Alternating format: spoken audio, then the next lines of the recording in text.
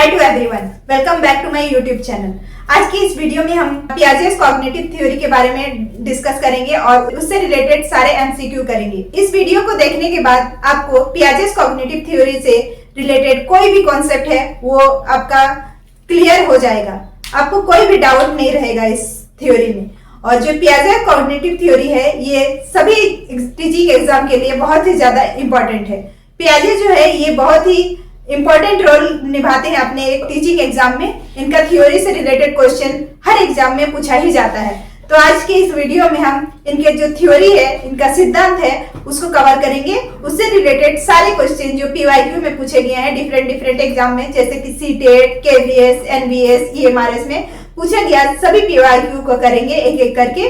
और जो new pattern से रिलेटेड क्वेश्चन आ रहा है, जैसे जिस पे रीजनिंग लगता है, जो एग्जाम्पल पे बेस्ड होता है, वो ऐसे क्वेश्चन को भी करेंगे जो थोड़ा सा ट्रिकी होते हैं। आज के इसके जो एग्जामिनर है वो इस सिद्धांत का डायरेक्ट ये नहीं पूछता है कि इसका स्टेज का क्या नाम है या इसके स्टेज में कौन कौन से स्टेज आते हैं, 4 स्टेज का नाम बताइए, ऐसे क्वेश्चन नहीं आते हैं। अब कुछ ट्रिकी क्वेश्चन आते हैं। तो आज की इस वीडियो में हम वही ट्रिकी क्वेश्चन को सॉल्व करने का कोशिश करेंगे और हम ये देखेंगे कि इसमें जो कॉन्सेप्ट है उसको कैसे घुमा के यूज किया जाता है। तो चलिए हम वीडियो के स्टार्ट करते हैं। तो इस वीडियो को स्टार्ट करने के लिए हम कंप्यूटर स्क्रीन पे आते हैं। तो हम कंप्यूटर स्क्रीन पे आ गए हैं। क्वेश्चन नंबर 1 से स्टार्ट करते हैं। क्वेश्चन नंबर 1 है, अकॉर्डिंग टू जीन पियाजे cognitive development occurs through. Jean पियाजे के अनुसार जो कॉग्निटिव डेवलपमेंट होता है वो किसके माध्यम से होता है? हम लोग एक एक ऑप्शन को अच्छे से देखते हैं। कंडीशनिंग, ये जो कंडीशनिंग होता है इसका जो संबंध है वो बिहेवियरिज्म से है। क्लासिकल कंडीशनिंग का जो रिलेशन है वो पेब्लो से है। जो बिहेवियरिस्ट है वो पेब्लो है उनका नाम। इसमें जो लर्निंग होता है वो स्टिमुलस रिस्पॉन्स से होता है।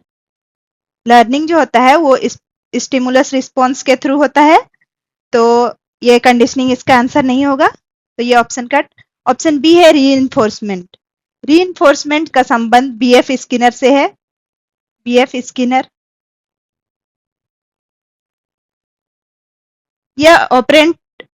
ये जो है ये ऑपरेंट कंडीशनिंग का कॉन्सेप्ट है।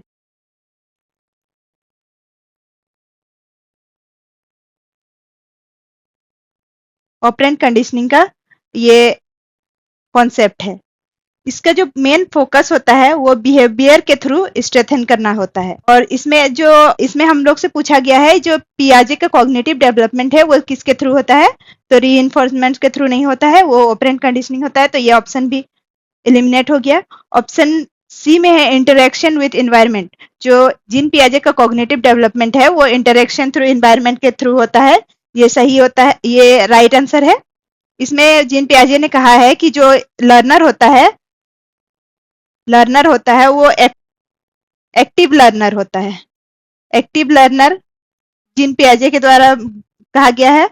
और इसमें इन्होंने कहा है कि लर्निंग एनवायरनमेंट के साथ इंटरेक्शन होती है और जो एक्सप्लोरेशन और बच्चा जो है वो एक्सप्लोरेशन और एक्सपीरियंस से सीखता है। कॉग्निटिव डेवलपमेंट इसका मेन बेस होता है। तो इस क्वेश्चन का राइट आंसर हो जाएगा option C, that is interaction with environment. Option D में है पनिशमेंट। पनिशमेंट जो है ये एक नेगेटिव इफेक्ट डालता है, नेगेटिव इम्पैक्ट डालता है डेवलपमेंट में। तो ये इसका राइट आंसर नहीं होगा। ये जो क्वेश्चन है इसका राइट आंसर हो जाएगा ऑप्शन सी, दैट इज पर्यावरण के साथ अंतःक्रिया। ऑप्शन सी इसका राइट आंसर हो जाएगा। क्वेश्चन नंबर 2 में है, the first stage of Piaget's cognitive development. जो पियाजेस कॉग्निटिव डेवलपमेंट है उसका फर्स्ट स्टेज क्या है? जो पियाजे है अपना कॉग्निटिव डेवलपमेंट में 4 स्टेज दिए हैं, जिसमें फर्स्ट स्टेज है सेंसरी मोटर स्टेज। सेकेंड है प्री ऑपरेशनल।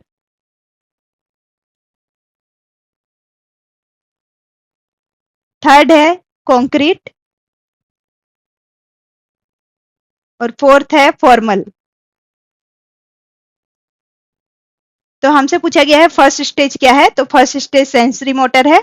तो इस क्वेश्चन का राइट आंसर हो जाएगा sensory motor stage, option C. अब हम एक एक जो ऑप्शन है उसके बारे में देखते हैं। ये प्री ऑपरेशनल, ऑप्शन ए में है प्री ऑपरेशनल स्टेज, ये सेकेंड स्टेज है। सेकेंड स्टेज, इसमें बच्चा जो है ये सिंबॉलिक थिंकिंग करता है, सिंबॉलिक थिंकिंग करने लगता है। ऑप्शन बी में है कॉन्क्रीट ऑपरेशनल। कॉन्क्रीट ऑपरेशन जो है ये थर्ड स्टेज है, इसमें बच्चा लॉजिकल थिंकिंग करने लगता है। कॉन्क्रीट, इसमें लॉजिकल थिंकिंग, लॉजिकल थिंकिंग करता है। ऑप्शन सी में है sensory motor. Sensory motor stage जो है ये फर्स्ट स्टेज होता है। ऑप्शन डी में है फॉर्मल ऑपरेशनल स्टेज, ये फोर्थ स्टेज होता है। इसमें एब्स्ट्रैक्ट थिंकिंग आ जाते हैं। एब्स्ट्रैक्ट थिंकिंग, बच्चा एब्स्ट्रैक्ट थिंकिंग करने लग जाता है। तो इस क्वेश्चन में हमसे पूछा गया था कि पियाजे के संज्ञानात्मक विकास का पहला चरण कौन सा है, तो वो है संवेदीगामक अवस्था, दैट इज ऑप्शन सी। तो इस क्वेश्चन का राइट आंसर हो जाएगा option C, sensory motor stage. उसी को हिंदी में हम संवेदीगामक अवस्था कहते हैं।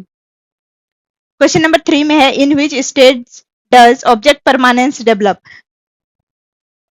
ऑब्जेक्ट परमानेंस कौन सा स्टेज में डेवलप हो जाता है। ऑप्शन ए है formal operational stage. Formal operational stage fourth stage है, इसमें एब्स्ट्रैक्ट थिंकिंग होता है। एब्स्ट्रैक्ट थिंकिंग, बच्चा एब्स्ट्रैक्ट थिंकिंग करने लगता है। ऑप्शन बी में है सेंसरी मोटर, ये फर्स्ट स्टेज है।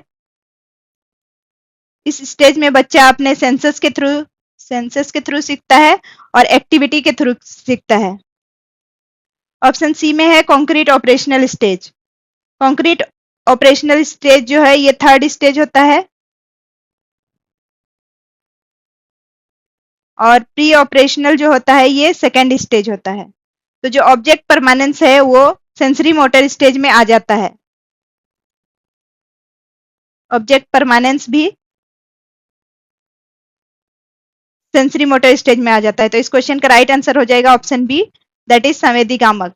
जो ऑब्जेक्ट परमानेंस है वो सेंसरी मोटर स्टेज में आ जाता है। ऑब्जेक्ट परमानेंस का मतलब होता है कि अगर कोई बच्चा के सामने कोई ऑब्जेक्ट अगर उसको दिखाई नहीं दे रहा है, इसका मतलब ये नहीं है कि वो एग्जिस्ट नहीं करता है। इसका मतलब है कि अगर वो छुपा दिया गया है वो एग्जिस्ट करता है, इसी को ऑब्जेक्ट परमानेंस बोलते हैं। तो इस क्वेश्चन का राइट आंसर हो जाएगा ऑप्शन बी, जो सेंसरी मोटर स्टेज में आ जाता है। क्वेश्चन नंबर 4 में है the age range of the pre operational stage. जो प्री ऑपरेशनल स्टेज है उसका एज क्या है।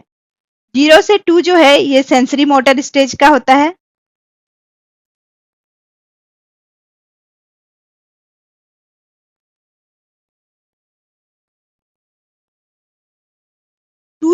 2 to 7 ईयर्स जो होता है ये प्री ऑपरेशनल स्टेज का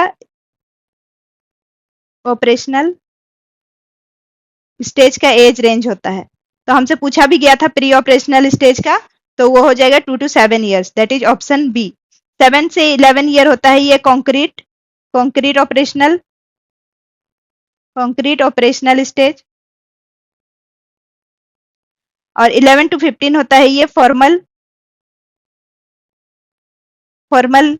ऑपरेशनल स्टेज। तो इस क्वेश्चन में हमसे पूछा गया था प्री ऑपरेशनल स्टेज, तो वो होता है 2 से 7 साल। इस क्वेश्चन का राइट आंसर हो जाएगा option B, that is 2 to 7 years. Question number 5 में हमसे पूछा गया है egocentrism is mainly seen during. ये जो ईगोसेंट्रिसिज्म है ये किस एज में दिखाई देता है। ऑप्शन ए में है सेंसरी मोटर स्टेज। तो सेंसरी मोटर जो स्टेज होता है उसमें जो बच्चा होता है वो 0 से 2 ईयर का होता है।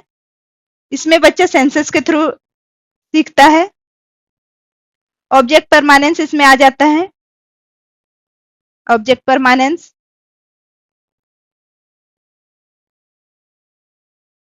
ऑप्शन बी में है formal operational stage. Formal operational stage 11 to 15 years होता है। इसमें एब्स्ट्रैक्ट थिंकिंग, बच्चे में एब्स्ट्रैक्ट थिंकिंग आ जाता है। ऑप्शन सी में है प्री ऑपरेशनल स्टेज। जो ईगोसेंट्रिसिज्म है ये प्री ऑपरेशनल स्टेज का विशेषता है। प्री ऑपरेशनल स्टेज में ईगोसेंट्रिसिज्म दिखाई देता है। तो इस क्वेश्चन का राइट आंसर हो जाएगा option C, that is pre operational stage, option C. Question number 6 में बोल रहा है कंजर्वेशन एबिलिटी डेवलप्स इन। ये जो कंजर्वेशन एबिलिटी है ये कब डेवलप होता है? ऑप्शन ए में है sensory motor stage. Sensory motor stage में जो कंजर्वेशन होता है वो डेवलप नहीं होता है, तो ये इसका ऑप्शन आंसर नहीं होगा। ऑप्शन बी में है प्री ऑपरेशनल। प्री ऑपरेशनल जो स्टेज है इसमें बच्चा जो होता है वो ईगोसेंट्रिसिज्म होता है, इसमें ईगोसेंट्रिसिज्म, इसमें भी कंजर्वेशन का जो एबिलिटी है वो डेवलप नहीं होता है, तो ये ऑप्शन भी गलत हो गया है। ऑप्शन सी में है कॉन्क्रीट ऑपरेशनल। ये जो कंजर्वेशन का जो एबिलिटी है ये कॉन्क्रीट ऑपरेशनल स्टेज में डेवलप हो जाता है। चाइल्ड जो है ये लॉजिकली थिंकिंग करने लग जाता है, लॉजिकल थिंकिंग इसमें डेवलप हो जाता है। कंजर्वेशन भी इसमें डेवलप हो जाता है कॉन्क्रीट ऑपरेशनल स्टेज में। तो और जो रिवर्सिबिलिटी है वो भी इसी एज में आती है, रिवर्सिबिलिटी। तो इस क्वेश्चन का राइट आंसर हो जाएगा, वो हो जाएगा option C, that is concrete operational stage. Formal operational stage में एब्स्ट्रैक्ट थिंकिंग आते हैं, एब्स्ट्रैक्ट थिंकिंग।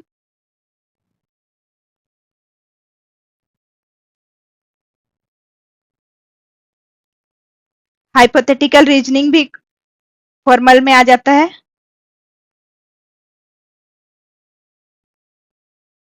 हाइपोथेटिकल रीजनिंग,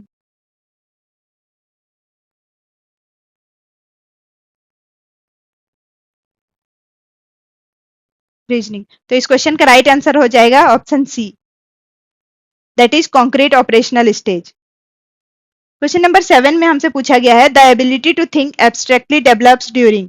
जो एब्स्ट्रैक्ट थिंकिंग करने का जो अमूर्त चिंतन की क्षमता है वो किस अवस्था में विकसित होती है? ऑप्शन ए में है कॉन्क्रीट ऑपरेशनल। कॉन्क्रीट ऑपरेशनल में लॉजिकल थिंकिंग होता है, लॉजिकल थिंकिंग। सेंसरी मोटर में सेंसर्स के थ्रू सीखते हैं। फॉर्मल ऑपरेशनल जो है इसमें एब्स्ट्रैक्ट थिंकिंग आ जाता है, एब्स्ट्रैक्ट थिंकिंग। और हमसे पूछा भी गया है एब्स्ट्रैक्ट थिंकिंग के बारे में, तो एब्स्ट्रैक्ट थिंकिंग का जो संबंध है वो फॉर्मल ऑपरेशनल स्टेज से है। प्री ऑपरेशनल स्टेज में सिंबॉलिक थिंकिंग होता है, सिंबॉलिक थिंकिंग। तो इस क्वेश्चन का राइट आंसर जो होगा वो फॉर्मल ऑपरेशनल स्टेज होगा, जिसको हिंदी में औपचारिक संक्रियात्मक अवस्था कहते हैं। तो इस क्वेश्चन का राइट आंसर हो जाएगा option C. पियाजे पियाजे called the mental framework for organising knowledge. ये जो ज्ञान का जो व्यवस्थित करने का मानसिक ढांचा है उसको पियाजे ने क्या कहा है? ऑप्शन ए में है रिफ्लेक्स। रिफ्लेक्स जो है ये एक रिस्पॉन्स होता है, रिस्पॉन्स होता है, जैसे ब्लिंकिंग, सकिंग, ये सब जो है रिफ्लेक्सेस है, जो जन्मजात रिस्पॉन्स होता है, जिसको जो जन्म से ही एक रिस्पॉन्स टाइप का होता है उसी को हम लोग बोलते हैं रिफ्लेक्स। ऑप्शन बी में है स्कीमा। ये जो स्कीमा है इसी को हम, जो मेंटल फ्रेमवर्क होता है वो पियाजे के द्वारा बोला गया है, उसी को स्कीमा बोला गया है। स्कीमा का मतलब होता है नॉलेज का जो स्ट्रक्चर है, नॉलेज स्ट्रक्चर। हम दिमाग में जो भी सोचते हैं उसी को हम स्कीमा पियाजे के द्वारा कहा गया है।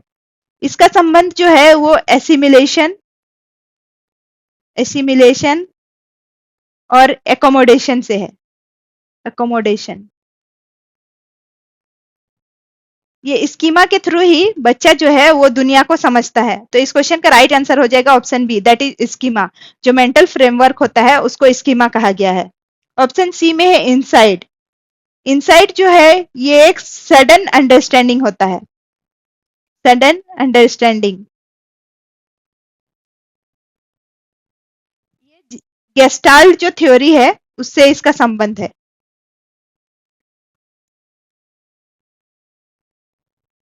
ऑप्शन डी में है रीइंफोर्समेंट। रीइंफोर्समेंट जो है ये बीएफ स्किनर के द्वारा दिया गया है। ये एक बिहेवियरिज्म का ये संबंध है इसका। इसका बिहेवियर से संबंध है, इसका पियाजे का जो माइंड कॉन्सेप्ट है, मेंटल फ्रेमवर्क, उससे कोई संबंध नहीं है, तो ये ऑप्शन गलत हो गया। तो इस क्वेश्चन का जो राइट आंसर हो जाएगा वो हो जाएगा option B, that is schema.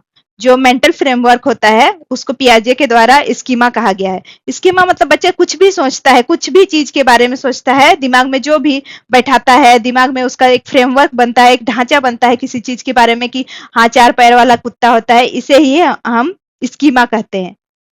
तो इसका राइट आंसर हो जाएगा ऑप्शन बी। क्वेश्चन नंबर 9 है एसिमिलेशन मीन्स। ये जो एसिमिलेशन है इसका मतलब क्या है?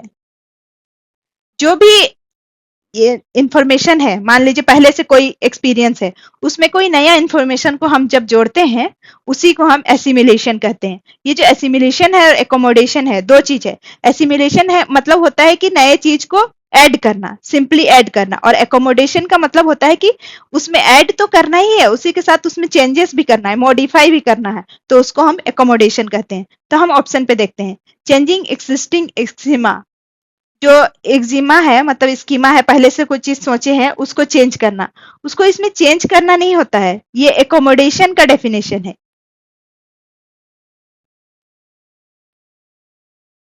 ये एसिमिलेशन का डेफिनेशन नहीं है, तो ये ऑप्शन गलत हो गया है। ऑप्शन बी में है क्रिएट कंफ्यूजन। कंफ्यूजन क्रिएट करना तो होता ही नहीं है, कंफ्यूजन क्रिएट करना एसिमिलेशन का कोई उसका मीनिंग नहीं है, तो ये ऑप्शन गलत हो गया है। ऑप्शन सी में है fitting new information into existing schema. तो जस्ट हमने अभी बताया कि एसिमिलेशन का मतलब ही होता है कि नए इन्फॉर्मेशन को फिट करना, जो पुराना एक्सपीरियंस है उसमें फिट करना, कोई चेंजेस नहीं करना। तो इस क्वेश्चन का राइट आंसर हो जाएगा option C, that is fitting new information into existing schema. Option D में है forgetting old information. Forgetting old information नहीं होता है, वो मेमोरी से रिलेटेड होता है, इसका रिलेशन मेमोरी से है। तो इस क्वेश्चन का राइट आंसर हो जाएगा fitting new information into existing one, नई जानकारी को पुराने स्कीमा में फिट करना, that is option C. Question number 10 में है एकोमोडेशन रेफर्स टू। पियाजे का जब भी बात आता है उसमें हमें कुछ चीजें याद रखना है। उनका ये जो 4 स्टेज है उसको याद रखना है। स्कीमा क्या होता है ये याद रखना है। एसिमिलेशन क्या होता है ये याद रखना है। एकोमोडेशन क्या होता है ये याद रखना है। इन चीजों को हमें बहुत बारीकी से समझना है। इस 4 स्टेज में उसका विशेषता क्या है ये सब के बारे में पढ़ना है। तो हम अभी एकोमोडेशन के बारे में पढ़ते हैं। क्वेश्चन नंबर 10 में है accommodation refers to. Option A using old ideas only. Option A में बोला है कि जो यूजिंग ओल्ड आइडियाज ओनली, बस ओल्ड आइडिया का यूज करना, ये जो है ये एसिमुलेशन से रिलेटेड है। और हमसे पूछा गया है एकोमोडेशन के बारे में। एकोमोडेशन में चेंजेस होता है, मॉडिफिकेशन होता है, तो ये इसका आंसर नहीं होगा। ऑप्शन बी में है modifying schema according to new experience.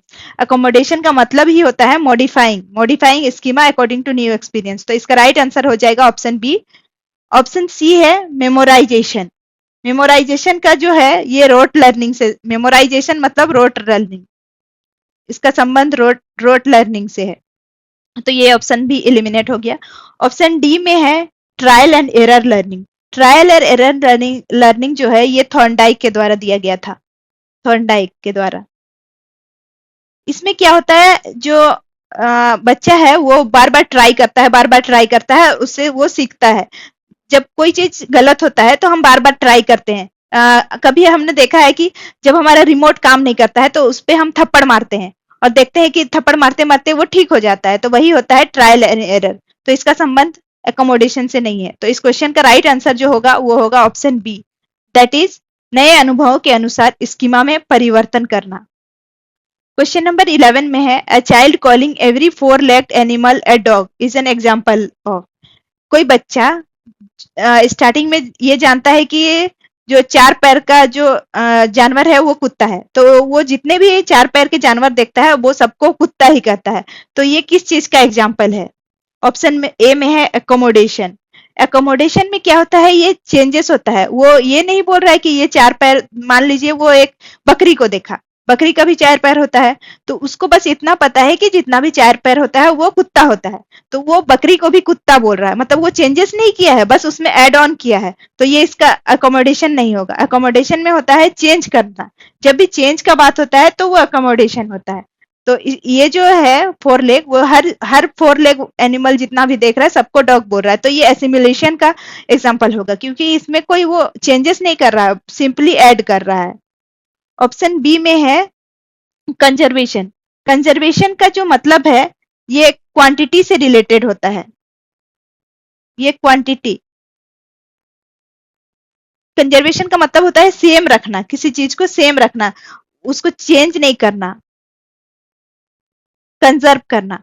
तो ये ऑप्शन भी गलत होगा। ऑप्शन सी में एसिमिलेशन, तो ये जो इसका आंसर हो जाएगा वो एसिमिलेशन। एसिमिलेशन में क्या होता है कि जो पुराने जितने भी एक्सपीरियंस होता है उसमें बस एड ऑन करते जाना। उसको इतना पता था कि जो भी फोर लेग एनिमल होता है वो डॉग होता है, तो उसने जब बकरी को देखा, बकरी को भी उन्होंने डॉग बोल दिया, तो ये क्या हुआ, सिंपली ऐड किया गया। तो इस क्वेश्चन का राइट आंसर जो होगा वो एसिमिलेशन होगा। ऑप्शन डी में है सीरिएशन। सीरिएशन जो है ये एक ऑर्डरिंग एबिलिटी होता है।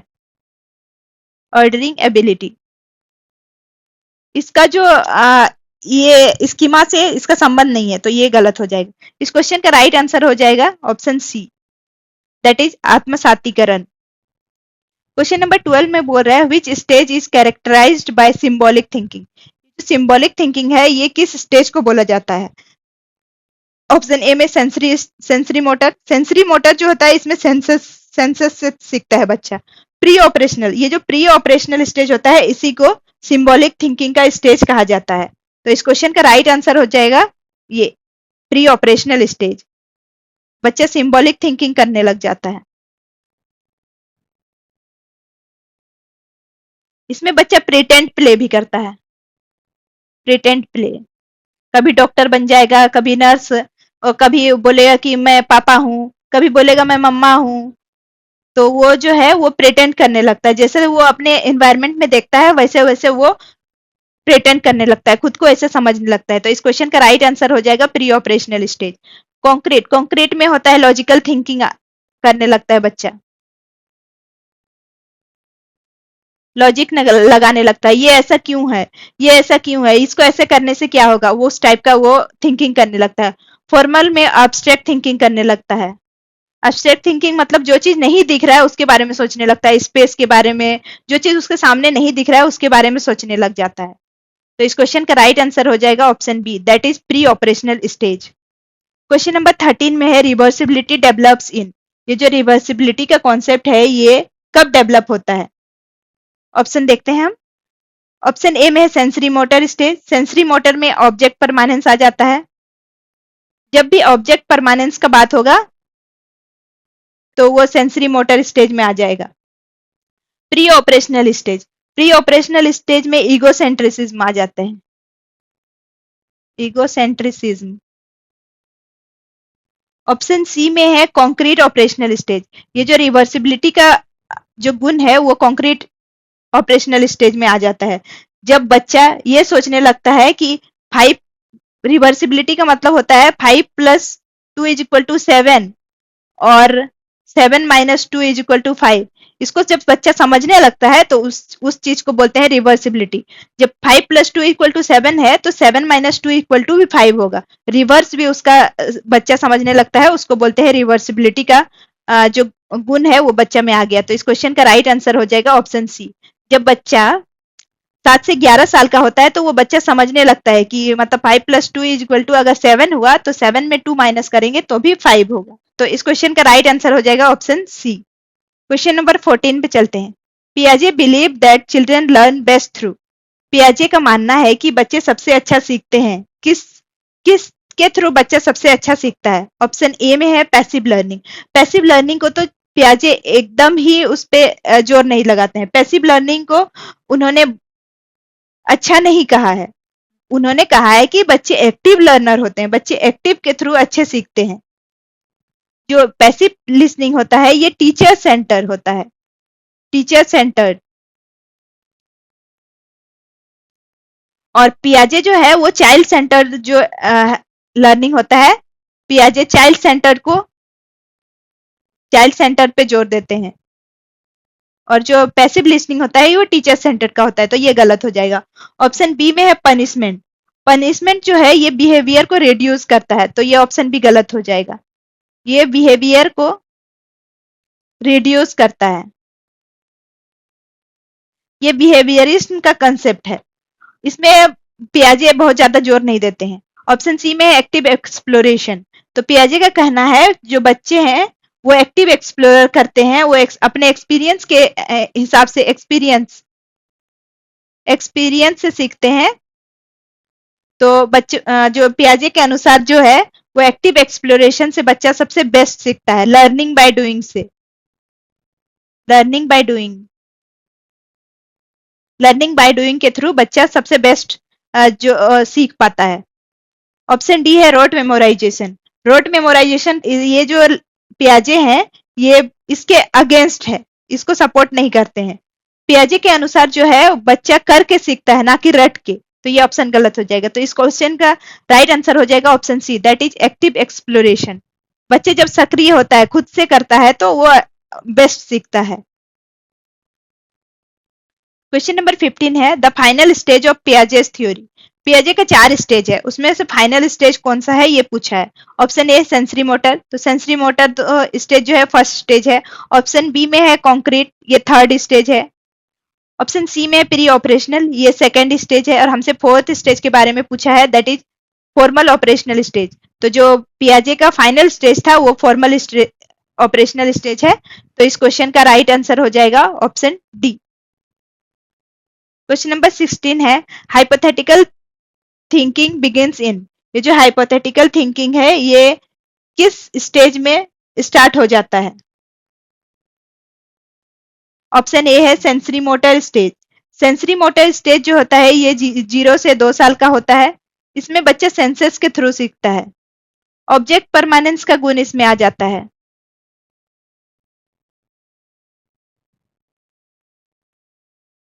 बार बार एक ही चीज को बोलेंगे तो हमारे दिमाग में आ जाएगा, तो इसीलिए आप इस चीज को ये मत कहिएगा कि बार बार लिख रही है मैडम। बार बार लिखने से हमारा दिमाग में फिट हो जाता है। ऑप्शन बी में है pre operational stage. Pre operational stage 2 से 7 साल का होता है। इसमें बच्चा सिंबॉलिक थिंकिंग करने लगता है। ऑप्शन सी में है कॉन्क्रीट ऑपरेशनल। कॉन्क्रीट ऑपरेशनल जो स्टेज है वो 7 से 11 साल का होता है। इसमें लॉजिकल थिंकिंग करने लगता है बच्चा, लॉजिकल थिंकिंग। ऑप्शन डी में है फॉर्मल ऑपरेशनल स्टेज। जो हाइपोथेटिकल थिंकिंग होता है वो फॉर्मल ऑपरेशनल स्टेज का विशेषता है। तो इस क्वेश्चन का राइट आंसर हो जाएगा option D, that is formal operational stage. उसी को हिंदी में बोलते हैं औपचारिक संक्रियात्मक अवस्था। सो इस क्वेश्चन का राइट आंसर हो जाएगा ऑप्शन डी। क्वेश्चन नंबर 17 में पूछा है which process helps maintain balance between assimilation and accommodation. कौन सा प्रोसेस है जिसमें एसिमिलेशन और एकोमोडेशन के बीच बैलेंस स्थापित होता है। ऑप्शन ए में है रीइंफोर्समेंट। रीइंफोर्समेंट जो है वो स्किनर के से जुड़ा हुआ है।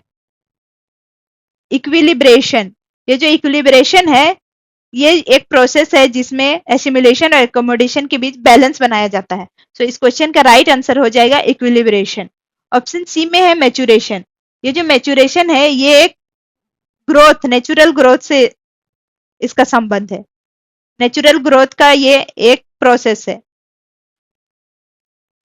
ये मैच्योरेशन है ये कॉग्निटिव डेवलपमेंट को सपोर्ट करता है। ये कोई इक्विलिब्रेशन जैसा प्रोसेस नहीं है।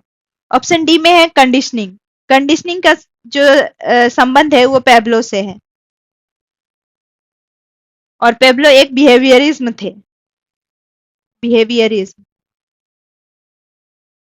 इसमें स्टिमुलस रिस्पॉन्स का जो कॉन्सेप्ट है वो उससे रिलेटेड है।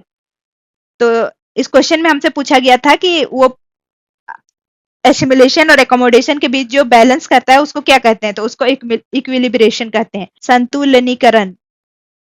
क्वेश्चन का राइट आंसर हो जाएगा option B, that is equilibration. Question number 18 है animism is commonly found in. ये जो एनिमिज्म का कॉन्सेप्ट है ये कौन सा स्टेज में पाया जाता है। ऑप्शन ए में है sensory motor stage, sensory motor stage में बच्चा जो है वो अपने सेंसेस के थ्रू सीखता है। इसमें एनिमिज्म का गुण नहीं आता है, ये सेंसेस के थ्रू सीखता है। ऑप्शन बी में है कॉन्क्रीट, कॉन्क्रीट में बच्चा लॉजिकल थिंकिंग करने लगता है। ऑप्शन सी में है फॉर्मल, इसमें एब्स्ट्रैक्ट थिंकिंग करता है बच्चा। ये जो प्री ऑपरेशनल स्टेज है इसमें एनिमिज्म का जो गुण है वो आ जाता है। तो इस क्वेश्चन का राइट आंसर हो जाएगा ऑप्शन डी। एनिमिज्म का जो गुण है वो प्री ऑपरेशनल स्टेज में पाया जाता है, उसी को हिंदी में पूर्व संक्रियात्मक अवस्था कहते हैं। तो इस क्वेश्चन का राइट आंसर हो जाएगा ऑप्शन डी।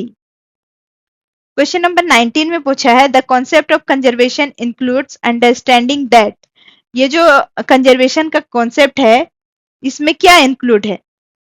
ऑप्शन ए में है क्वांटिटी चेंजेस विथ शेप। इसमें बोला गया है कि क्वांटिटी चेंजेस विथ शेप, इसमें हमको कंजर्वेशन का बात बोला है, मतलब और इसमें चेंज का बोला, तो ये इसका जस्ट ऑपोजिट है, तो ये इसका आंसर नहीं होगा, ये इनकरेक्ट है। इससे जो है ये कंजर्वेशन का एग्जाम्पल नहीं है। ऑप्शन बी में है क्वांटिटी रिमेन सेम, इसमें बोला है रिमेन सेम, और कंजर्वेशन का मतलब ही होता है रिमेन सेम। तो इस क्वेश्चन का राइट आंसर जो हो जाएगा वो होगा option B, that is quantity remains same. इसमें कोई चेंजेस नहीं होता है, चेंजेस नहीं होता है। एग्जाम्पल में हम ये बोल सकते हैं कि मान लीजिए एक बड़ा ग्लास में पानी रखे हैं और एक छोटा ग्लास में भर के पानी रखे हैं, उसी को जब बड़ा ग्लास में चेंज करेंगे तो उसमें कम दिखाई देगा। तो इसका मतलब ये नहीं कि वो पानी कम हो गया है, क्वांटिटी सेम है। तो ये जो है कंजर्वेशन का एग्जाम्पल है।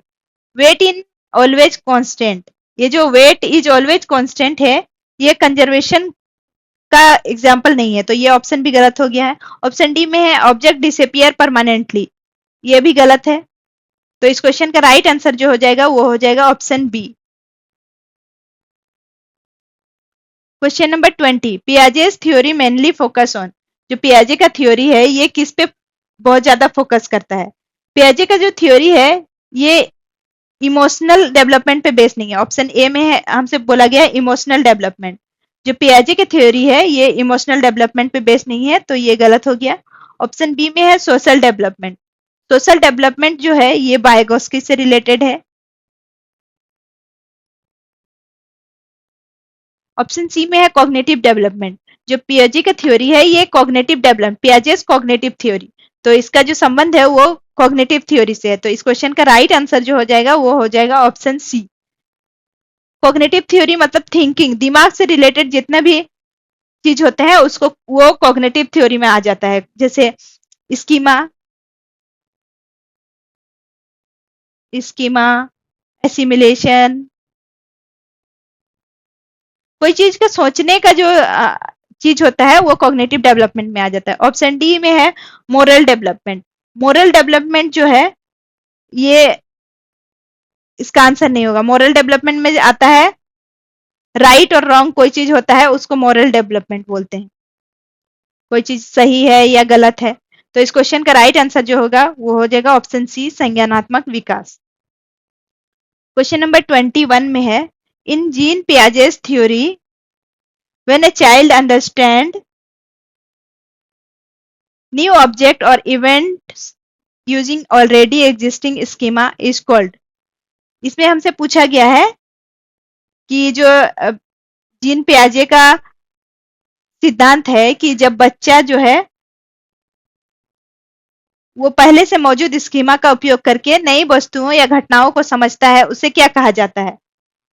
तो हम अभी जस्ट पढ़े हैं कि जब भी बच्चा जो है पुराने एक्सपीरियंस में नए एक्सपीरियंस को ऐड करता है उसको एसिमुलेशन बोला जाता है। तो हम ऑप्शन पे आते हैं, ऑप्शन ए में है एसिमुलेशन, तो इस क्वेश्चन का राइट आंसर हो जाएगा एसिमुलेशन। जब भी पुराने स्कीमा में कोई नए स्कीमा को ऐड किया जाता है तो उसको एसिमुलेशन बोला जाता है। ऑप्शन बी में है ऑर्गेनाइजेशन, ऑर्गेनाइजेशन, ऑर्गेनाइजेशन का जो ये एक प्रोसेस होता है, अरेंजमेंट का एक प्रोसेस होता है, अरेंजमेंट का एक प्रोसेस होता है। मेटाकॉग्निशन, मेटाकॉग्निशन का मतलब होता है थिंकिंग ऑफ थिंकिंग, मतलब जो सोच रहे हैं उसके बारे में फिर से सोचना, इसका मतलब होता है थिंकिंग अबाउट थिंकिंग। हम जो सोच रहे हैं उसी के बारे में फिर से सोचना, उसको बोलते हैं मेटाकॉग्निशन। ऑप्शन डी में स्कैप फोल्डिंग। स्कैप फोल्डिंग का मतलब होता है सपोर्ट, किसी चीज को सपोर्ट करना। तो इस क्वेश्चन का राइट आंसर जो हो जाएगा वो एसिमिलेशन होगा। जो पहले से मौजूद स्कीमा है उसका उपयोग करके नई वस्तुओं या घटनाओं को समझता है, उसको एसिमिलेशन बोला जाता है।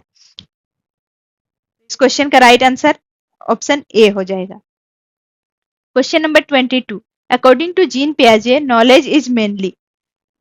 जो जीन पियाजे के अनुसार जो है वो ज्ञान मुख्य रूप से क्या है? ऑप्शन ए में है अविजिबल बिहेवियरल चेंज। तो जो बिहेवियरल चेंज होता है वो जो बिहेवियरिज्म होता है उसका एग्जाम्पल होता है। बिहेवियरिज्म इससे रिलेटेड है बिहेवियर चेंज जो है। इसमें आते हैं पेब्लो थॉर्नडाइक। और जो पियाजे है ये बिहेवियरिज्म नहीं है, ये एक कंस्ट्रक्टिविस्ट है। ऑप्शन बी में है constructed activity by the child. तो जीन पियाजे के अनुसार जो है नॉलेज वो constructed actively by the child, जो एक्टिव कंस्ट्रक्ट किया जाता है बच्चे के द्वारा, उसी को हम नॉलेज कहते हैं। तो इस क्वेश्चन का राइट आंसर हो जाएगा ऑप्शन बी। बच्चा जो होता है वो एक्टिव लर्नर होता है, एक्टिव लर्नर। ऑप्शन सी में है इनेट and already given. इनेट and already given जो है ये पियाजे के द्वारा दिया गया नहीं है, तो ये गलत हो जाएगा।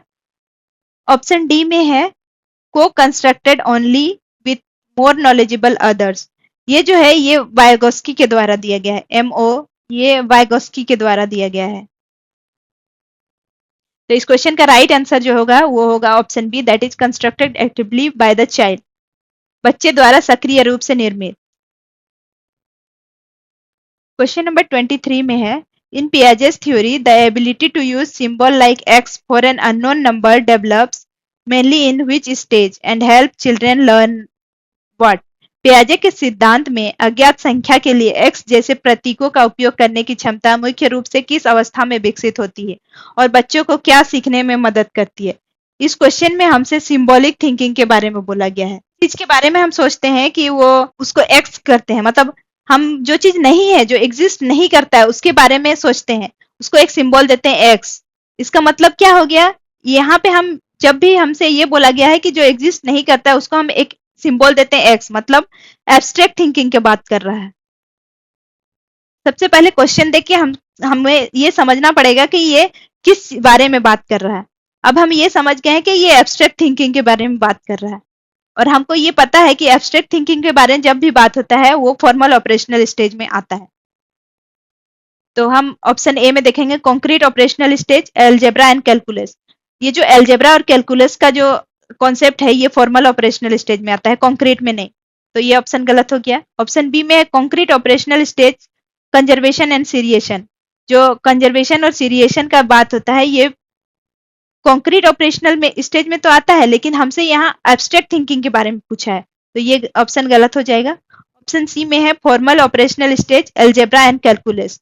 जो एलजेब्रा और कैलकुलस का बात है ये एब्स्ट्रैक्ट थिंकिंग में आ गया, और एब्स्ट्रैक्ट थिंकिंग जो है फॉर्मल ऑपरेशनल स्टेज में आता है। तो इस क्वेश्चन का राइट आंसर जो होगा वो ऑप्शन सी हो जाएगा।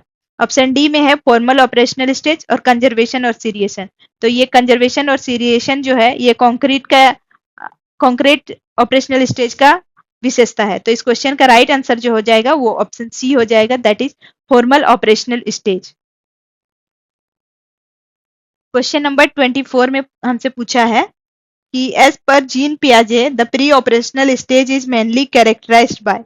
जो प्री ऑपरेशनल स्टेज है ये किसके द्वारा, इसकी विशेषता क्या है, ये हमसे पूछा गया है। ऑप्शन ए में है क्लासिफिकेशन एंड सीरिएशन। ये जो क्लासिफिकेशन एंड सीरिएशन है ये कॉन्क्रीट ऑपरेशनल स्टेज का एग्जाम्पल है, कॉन्क्रीट ऑपरेशनल स्टेज का। और हमसे पूछा गया है प्री ऑपरेशनल का। ऑप्शन बी में है कंजर्वेशन एंड एब्स्ट्रैक्ट थिंकिंग। जो कंजर्वेशन है ये कंजर्वेशन कॉन्क्रीट का है, और एब्स्ट्रैक्ट थिंकिंग जो है ये फॉर्मल का है।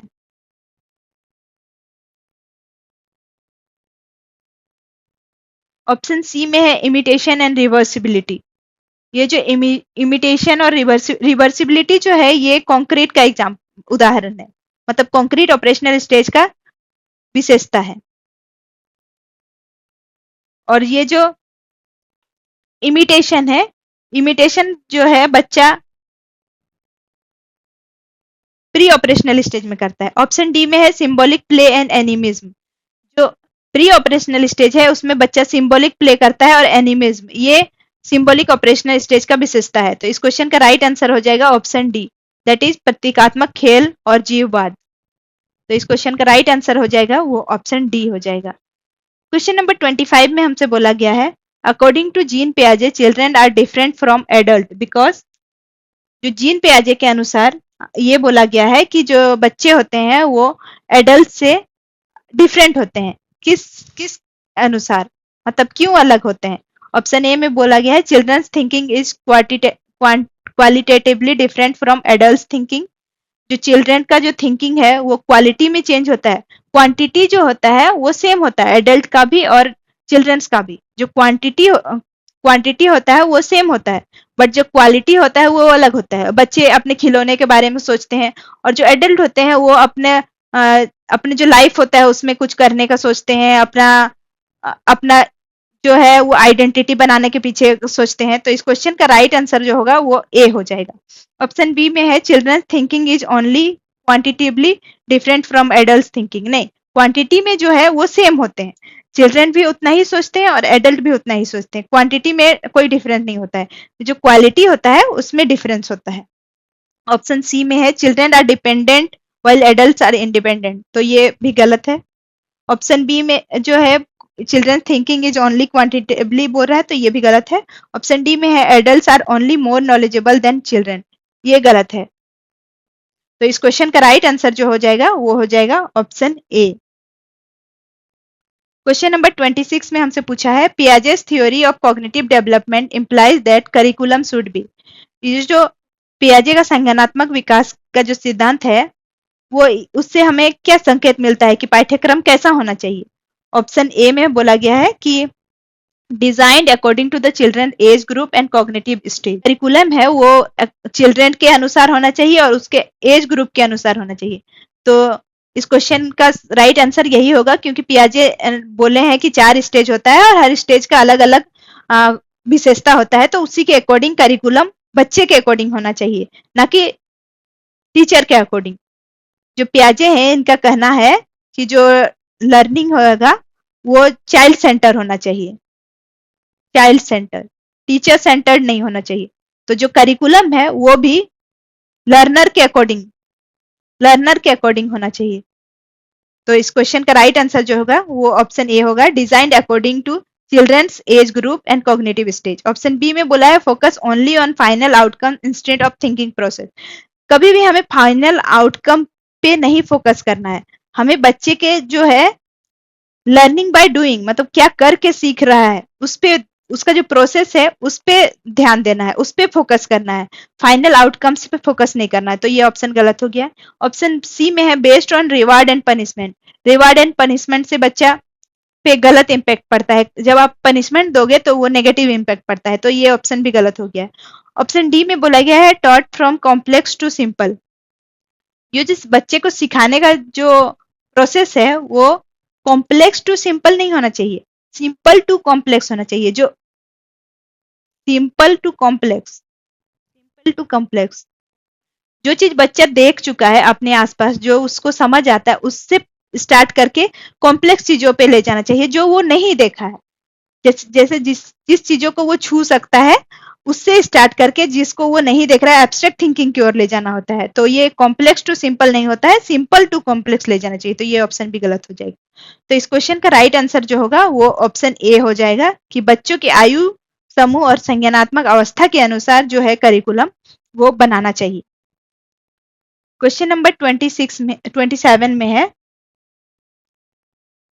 A child knows her pet dog and calls another similar looking dog a dog too. According to Piaget, this shows.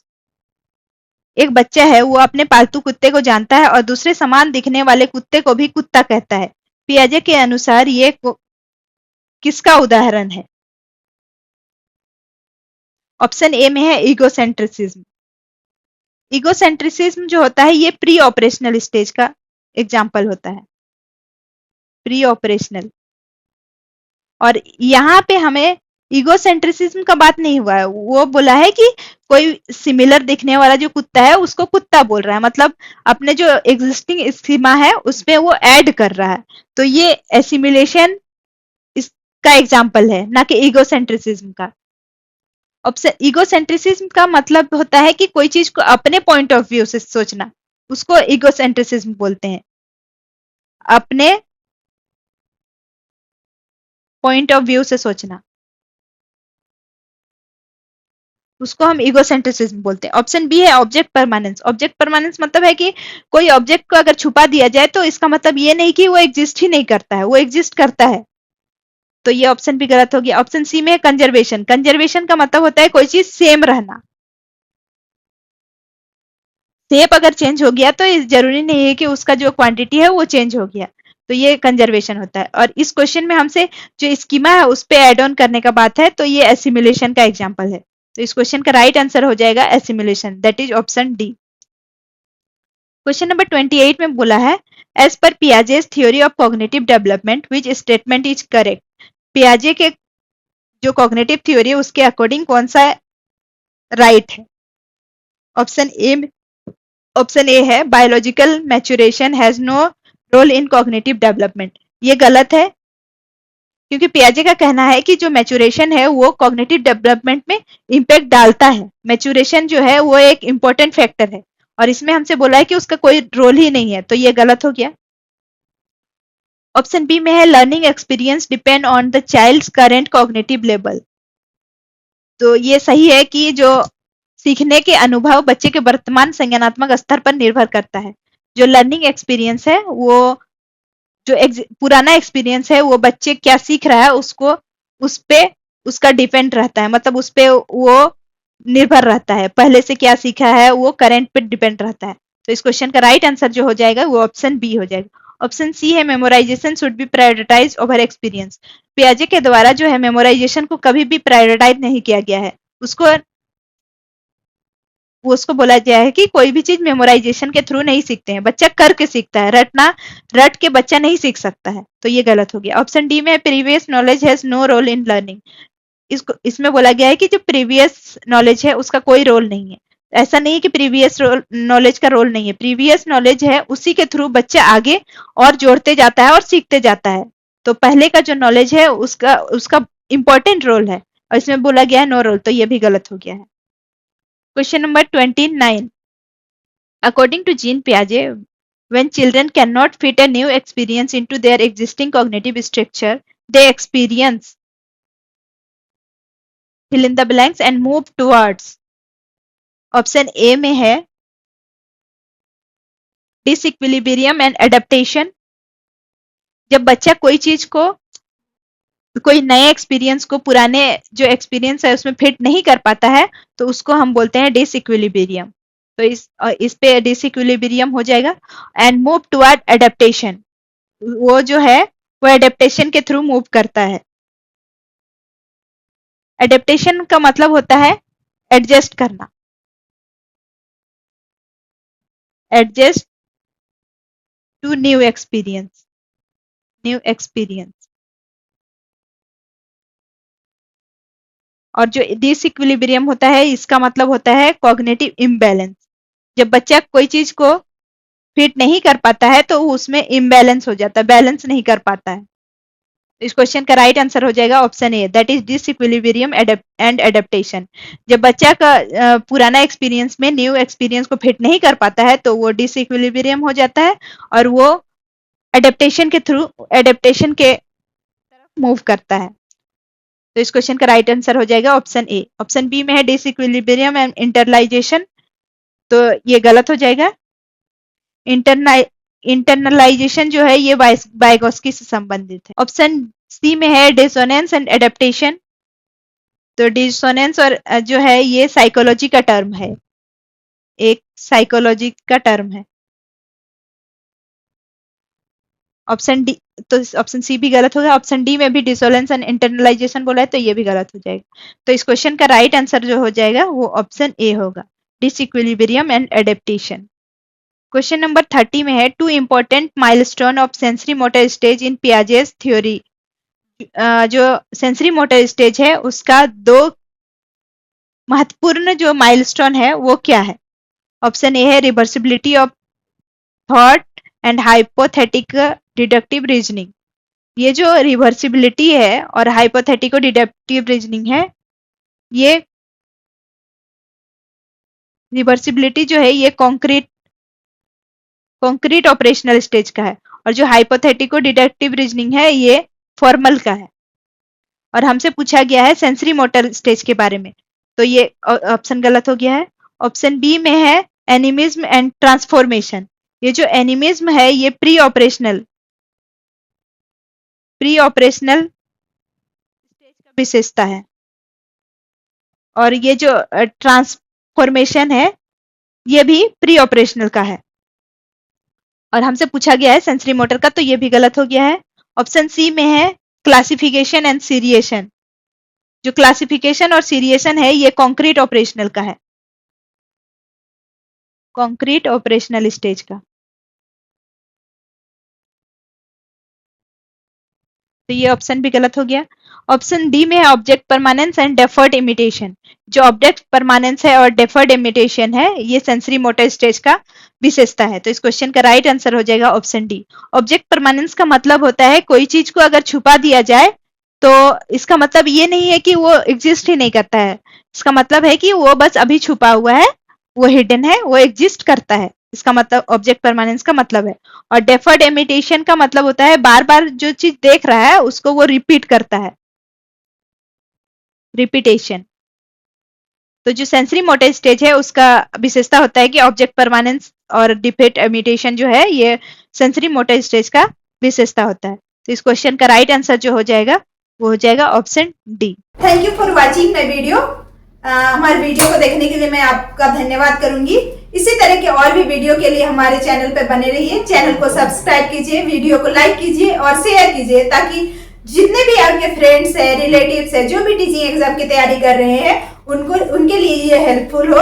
इसमें जो भी कॉन्सेप्ट है वो बिल्कुल ही बेसिक तरीके से समझाया गया है ताकि आपका कॉन्सेप्ट जो है वो अच्छे से स्ट्रांग हो जाए। Thank you.